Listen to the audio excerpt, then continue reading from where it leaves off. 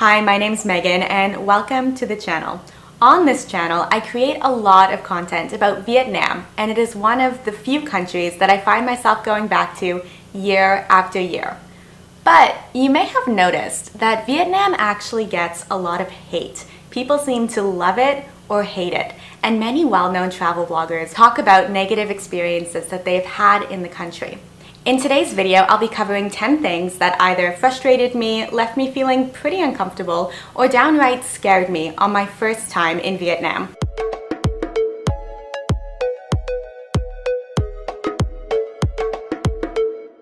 Vietnam is so different from Canada, and I honestly just wasn't prepared for the things that I would be seeing or experiencing.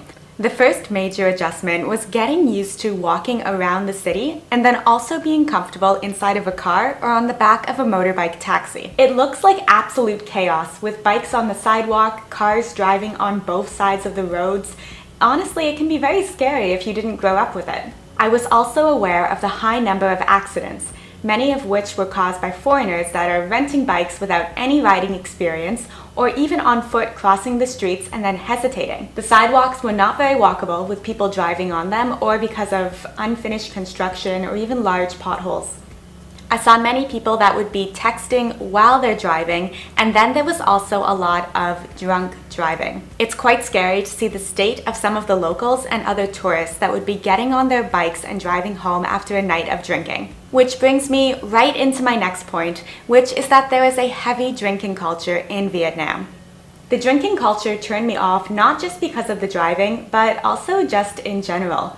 Alcohol more often than not leads to poor decisions, rowdiness, and saying things you maybe wouldn't say sober. I try to avoid drinking culture regardless of where I am in the world, and really enjoyed other parts of Southeast Asia like Sri Lanka, where drinking is so highly regulated. Alcohol is just a big part of Vietnamese culture, and I ended up finding it hard to avoid, which made me feel very uncomfortable.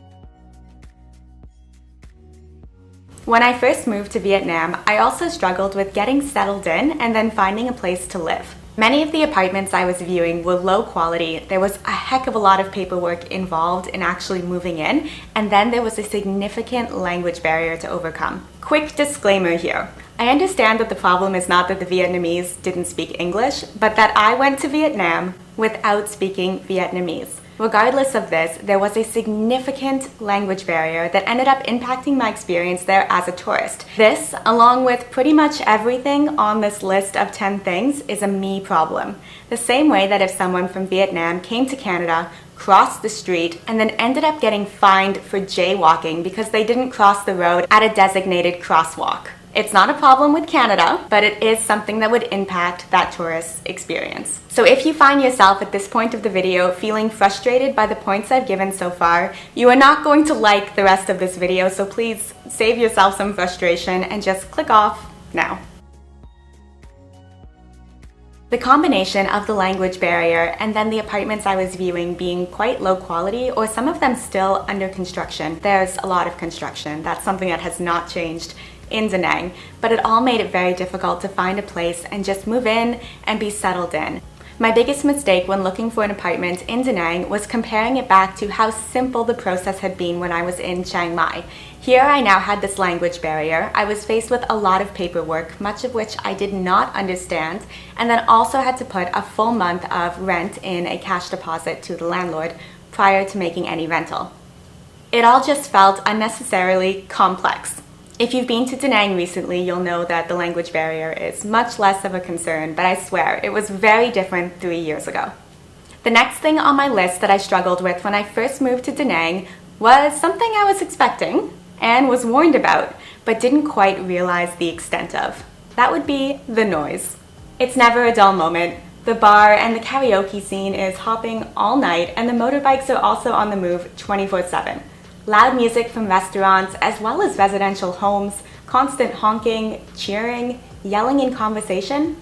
I just felt like I was being constantly stimulated and pulled in all of these different directions, and it was overwhelming and also very difficult to actually get any sleep. After a few weeks of being there, the noise all just kind of blends together into this background hum, and then for sleeping, earplugs. Next would be the lack of safety standards, especially around the construction zones. Construction sites are generally not blocked off, and you will walk right onto one if you aren't paying attention. I've seen parts of buildings under construction just completely collapse, throwing debris onto the road and the sidewalks. Telephone pole wires are also a tangled mess and often just hanging down onto the sidewalk so they could completely clothesline you if you aren't paying attention. And then if you aren't looking where you are walking, the sidewalks have big holes in them that you could just walk right into, especially at night, and seriously injure yourself.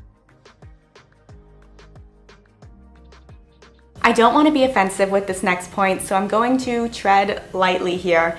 I struggled with adjusting to different mannerisms around cleanliness in Vietnam. So there are things in Canada that would be considered unacceptable or even rude that were completely normal in Vietnam. For example, putting bare feet up on the table or spitting in public. I was seeing this stuff all around me and I just wasn't used to it. On a similar note was adjusting to the cleanliness of the city in general. There's a lot of pollution and a lot of garbage just on the streets and a lot of strong smells that really turn me off, especially around the local markets. One thing is that while there was a lot of garbage on the street sides, if you go down by the beach and the boardwalk lining the beach, it is completely spotless. This is one of my favorite beaches in the world. I can't believe it's an urban beach. It stretches on for miles and there was no garbage.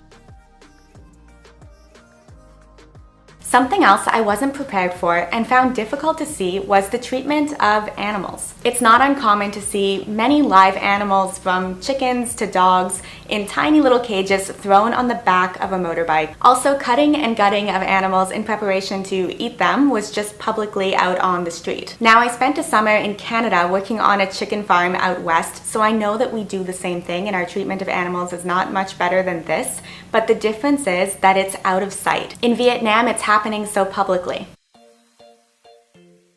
I also felt quite unwelcome. Again, I was comparing to other countries that I had recently traveled in Southeast Asia.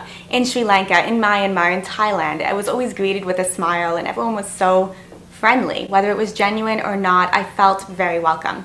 This was not the case in Vietnam. During my first week, I was upcharged, made fun of, outright ignored, or alternatively being grabbed and yelled at. Queuing in a lineup, whether you were waiting to pay at the local market or you were waiting for the bus, was not a thing. You essentially pushed to the front.